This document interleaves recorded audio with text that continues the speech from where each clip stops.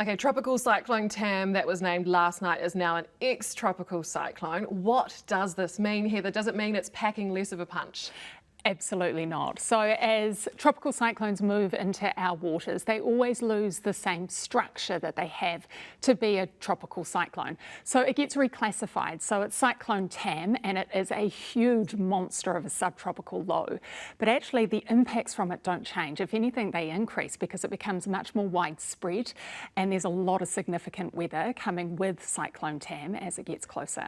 Okay, so don't be fooled by the headline. Don't be fooled by the headline. Cyclone Tam is not to be downplayed.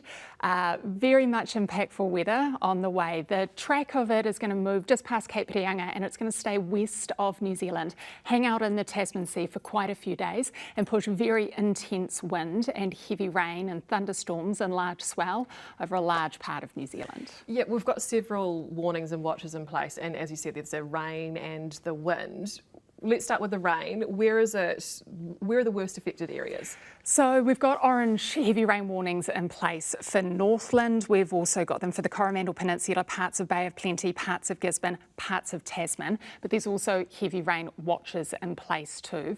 And it is going to be heavy rain, and it is going to be thunderstorms as well associated with that heavy rain. And thunderstorms, when they happen, that's intense downpours over very small areas within the larger regions.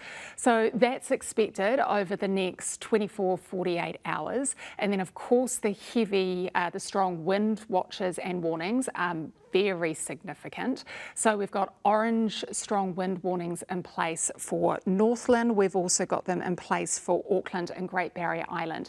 And Northland has a moderate chance of being upgraded to a red warning.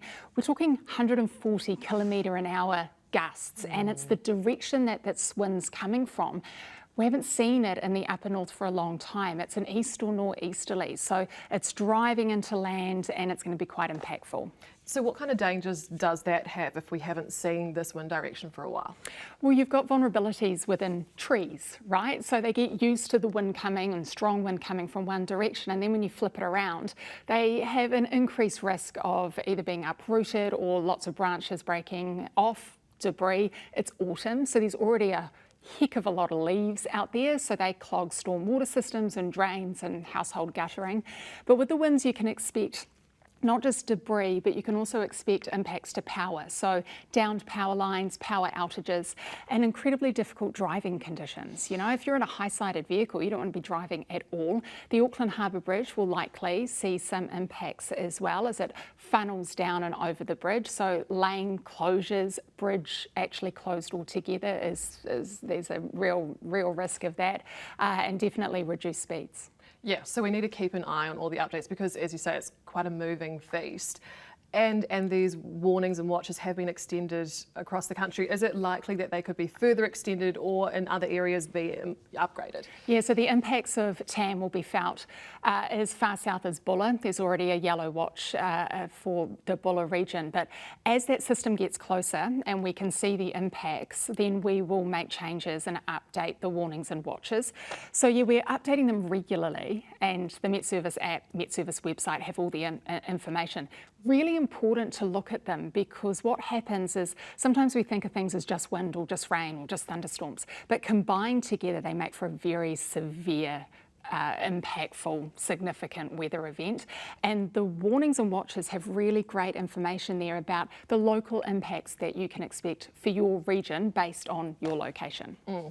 And I mean, we're Wednesday today, tomorrow's Thursday. We're looking towards the long weekend. Many people have made plans for the Easter weekend. Maybe they're heading away.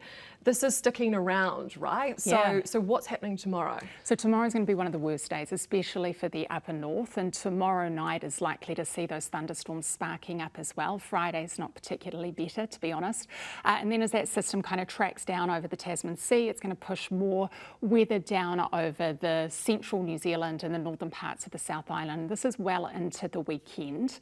It's just one of those evolving situations that you just need to keep an eye on, really. What about the bottom half of the South Island? I feel like we haven't talked about them. What's happening there? Well, today they've had actually quite a relatively nice day, and their weather relative to this event is going to be much better. They won't be spared from it. They will have the remnants over later in the weekend, but generally speaking, all eyes are on the upper North Island. And why is it still so warm, Heather? Isn't it just? I think live-in Kapiti, they're looking at highs of 27 degrees in the next couple of days. It could be a record for them for April. It's because of the air mass. So it's a subtropical storm. It's come down from the tropics and it's brought with it this very warm, moist, humid air. So we've got the humidity, we've got that mugginess, and the overnight lows are insane. I wouldn't call them lows at all. It's sort of 4 or 5 degrees difference between what we can expect overnight and then during the day. It is going to stay warm, but not forever.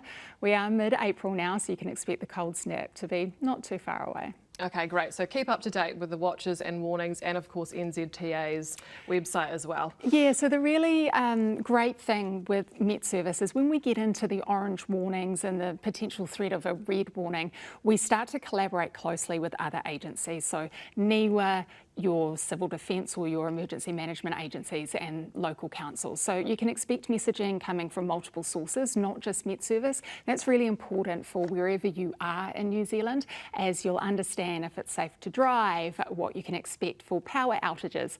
Highly recommend maybe charging all your devices, especially if you are in Northland or Auckland. Awesome. Heather Keats, thanks so much for your time. Thanks, Laura.